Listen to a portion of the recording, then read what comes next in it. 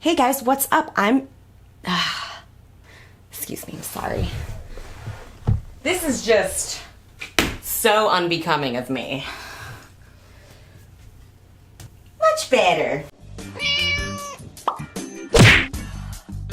Welcome back, my sugar baby sluts. I'm Gina, and we've got another episode of Marrying Millions, where sugar babies take securing the bag to a whole nother level. If you didn't catch last week's episode, get the hell out of here and go watch it right now. Peasant, did y'all take your insulin shot? Because it's time to meet the next couple. I'm Megan, I'm 25, and I'm from Canyon Lake, California. I grew up in a super small town. There's really nothing around. I mean, when I lived there, the closest thing was a Walmart. Oh no, Canyon Lake. Looks like a really rough place to grow up. Poor girl. I was never really the cool girl growing up. I had basically one friend. My dad's a fireman, my mom's a school teacher.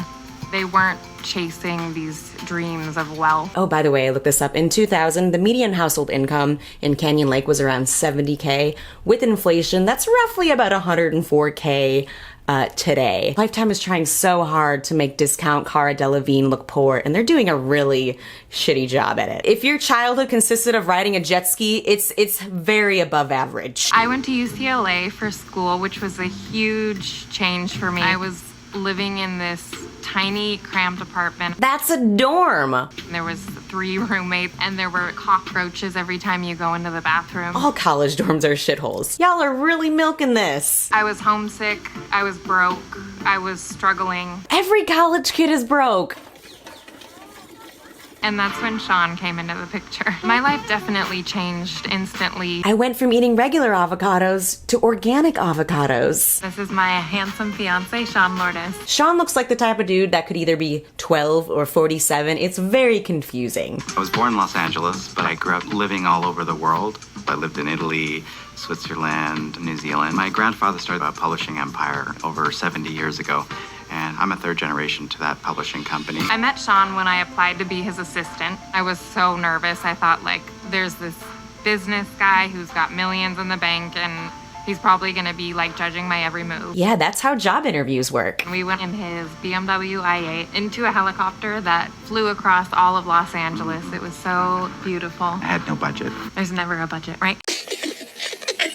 That was Discount Cara throwing some shade, because you'll notice Sean loves to talk about how there's never a budget. He's definitely the hardest flexer out of all the sugar mommies and daddies, which means he's probably the poorest. He just asked me that night, like, do I want to move in? And 2 weeks later, I moved all my stuff from my cockroach-infested apartment. Dorm. It's a college dorm.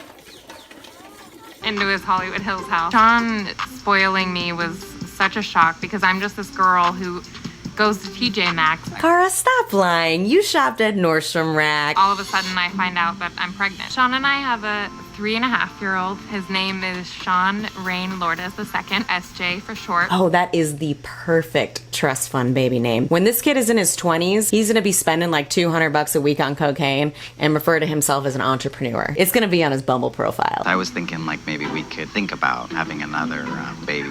Maybe a girl. Are you asking her to give you a baby girl? Because that's not how that works. She doesn't get to decide or anything. Did you never learn about this in biology, Sean? It's up to your sperm. What if he just like starts screaming at his crotch? You wanna give me a baby girl? Fastest swimmer wins. I have an unlimited budget. I think we need to get married first. Sean and I got engaged about a year ago, but every time I start talking about planning the wedding, he finds a reason to hold off. I just think we're married already because, you know, we have the baby and everything. And why do you feel like that's important? You know, it's more than a piece of paper. It's about having, you know, a family and having a husband and wife, and it's special. It's very tough for me to just think about marriage. I was about 10 years old when my parents got divorced. Just wanted to hurt each other. And it was in the papers, and Colorado is like some of the highest support settlements they've ever seen. I'm from a lot of family money. There's a little fear in me. But the best things come from fear, right? Yeah, try to tell that to people with social anxiety and are now alcoholics. I want to be with him only because of who he is, not because of what he has. I love that giant baby who looks perpetually sunburnt for who he is, not for his fortune. Let's get a wedding planner. Let's just do this. I'm getting some creepy vibes from these two. They're just giving off some weird energy. I feel like they should be on an episode of Forensic Files instead. I mean, maybe they will be one day. You never know. Cara looks like she could snap.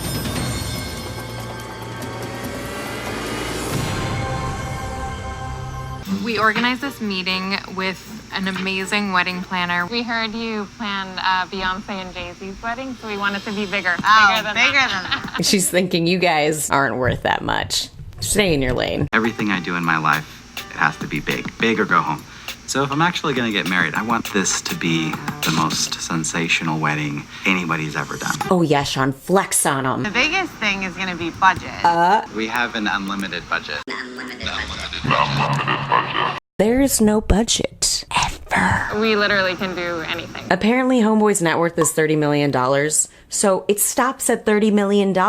It's not unlimited. Do you know the definition of unlimited, Sean? At one point I was thinking, let's do like baby white tigers, like, you know, running around and like something awesome. This poor wedding planner has to deal with bougie ass bridezillas for her career. She must take so much Xanax. Hey, if you have no budget, why don't we just like close off Central Park for the day or something and do something crazy? I'm open to that. When is it going to be? So it's gonna be pretty soon.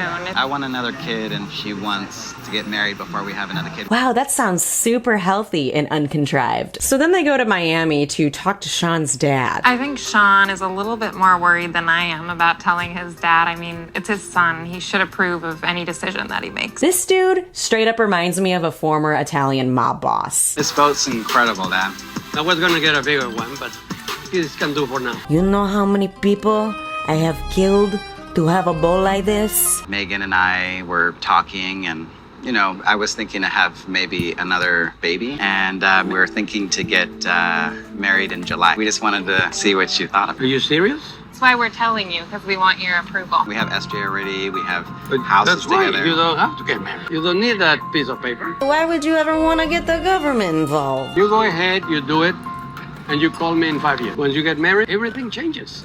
How does it change, though? It's very good for you, not so very good for him. Do you think you could really be with somebody for so long if you were with them just for their money? I mean, you would get tired of them, right? You'd be surprised. I don't know. Megan, in this case, has a lot of power because she can use this marriage wish that she has for anything she wants. And she has a lot of leverage because Sean is so in love with her. Y'all are fucking dumb. They have a child together. She has already fully secured the bag. Use a latex or she gets your paychecks. You get a prenup. I just don't want to do that to her. If she doesn't sign a prenup, I think she's interested in the money. If she really loves him, she will sign the prenup. I'll sign anything you want. Papa Emilio got a point. So then Megan goes wedding dress shopping with Mama Bear. It means the world to me that my mom made the trek out of our small town to this high-end boutique with me. She wouldn't normally shop in these places.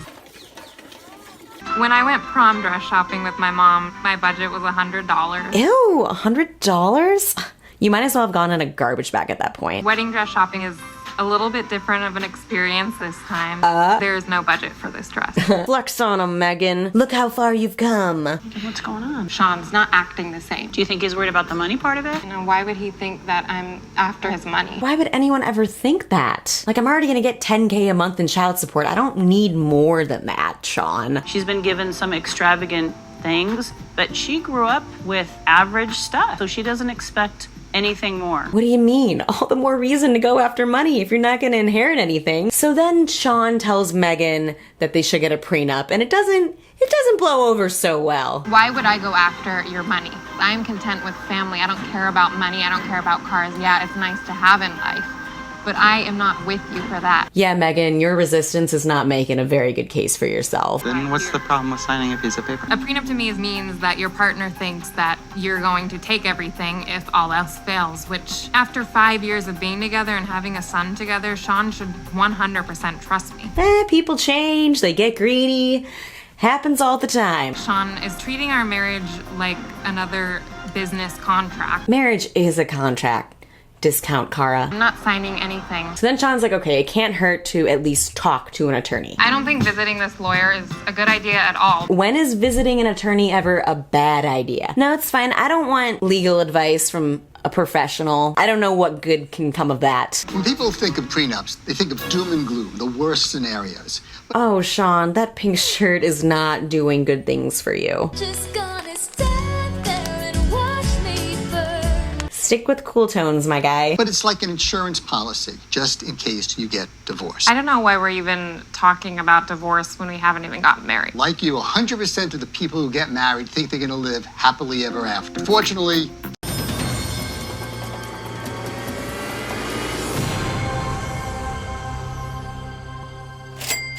Give me your fucking money! 50% of them are wrong. So each side gets to put in things that are important to them. Well, I think this is insanity. Sean decides to not do a prenup. That will create a major friction in their relationship and the relationship that Sean will have with his family going forward. He's getting cut off. Gotta go back to eating regular avocados, Mr. Unlimited Budget. Feels like you think I'm a gold digger. Oh, look at that. She is fuming inside. I know you're not a gold digger. It's just my dad doesn't know you like I know you. I'll think about not having a prenup. Thank you. Oh, baby daddy, I'm already gonna clean you out. All right, guys, it's rehearsal dinner time, and it's real awkward. Bringing my family together with Megan's family is weird. Nobody has really anything in common. My family is very wealthy, and Megan's family comes from humble beginnings. What do we talk to poor people about? And honestly, I'm sweating profusely. Sean, you always look like you're sweating profusely. When do you think was the last time you guys were together? Oh, you three. Oh, Megan, why would you ask that? So when was the last time, like, all three of you were together and didn't want to blow your brains out? Why do you ask those difficult questions? Brings back memories. Did you sign for it? I mean, we didn't get one. Oh, shit. You don't have a prenup? We decided no prenup. No.